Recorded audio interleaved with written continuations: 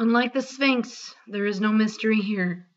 For the week of October 20th through October 24th, we are going to be finishing up the Spanish colonial period because on Friday we have a common assessment.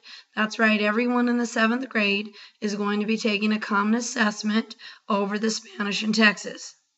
Monday, you'll have my unit test for the Spanish colonial period.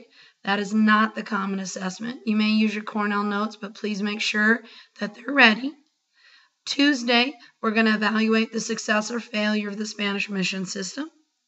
Wednesday, Thursday, we're going to be taking a look at major individuals of this time period from Spain, and then also the filibusters of Texas.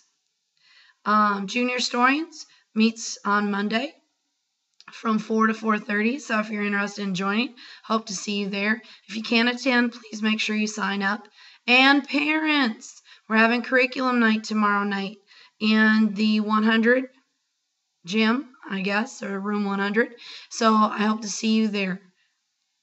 Take care, have a good week, and good luck on both tests.